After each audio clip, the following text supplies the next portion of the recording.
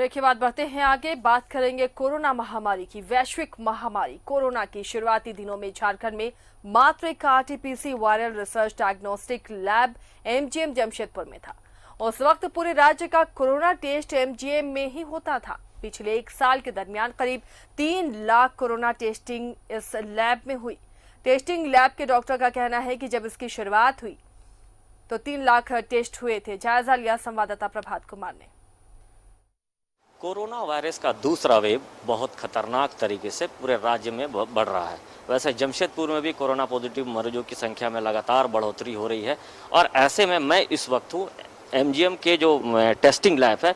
मैं आपको बता दूं कि ये जो कोरोना वायरस का टेस्टिंग लैब है और ये सबसे बड़ी खासियत इसमें ये है कि ये लैब झारखंड का पहला ऐसा लैब था जब कोरोना काल जब आया था शुरुआती 2020 में, तो राज्य के जितने भी कोरोना वायरस की जो मरीजों की जो टेस्टिंग होती थी यही लैब में होती थी। आप देखिए किस तरीके से पीपी किट पहनकर ये सारे टेस्ट कर रहे हैं और एनटीपीसीआर जो टेस्ट है पूरे राज्य का पहला ऐसा ये यूनिट था जहां यहाँ टेस्ट होते। उसके बाद फिर धीरे धीरे रांची में आया, उसके बाद धनबाद में आया, उसके बाद फिर अन्य जिलों में इसकी टेस्टिंग होने लगी।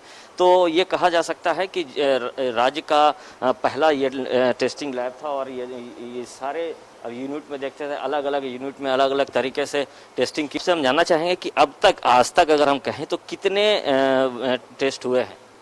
आज तक यहाँ लास्ट 13 मार्च से लेके 2,87,000 टेस्ट हो चुके हैं।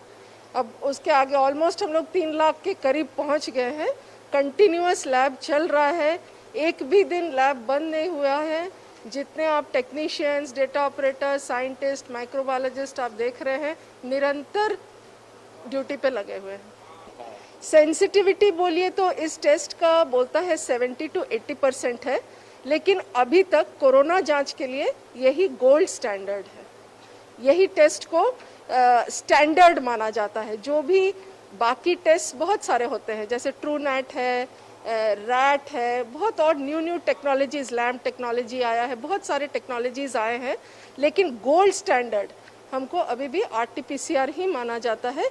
इसी को आधार मान के हम बाकी की स्टैंडर्डाइजेशन करते हैं। लग तो रहा है कि खतरनाक है, मतलब इन्फेक्टिविटी बहुत है, बहुत फास्ट बढ़ा है। हमें एक्सपेक्टेड नहीं था कि इतना जल्दी सेकेंड वेव आ जाएगा। हम तो एक्सपेक्ट कर रहे थे फिर मई जून, बट सेकेंड वेव तो बहुत जल्दी आ गया है।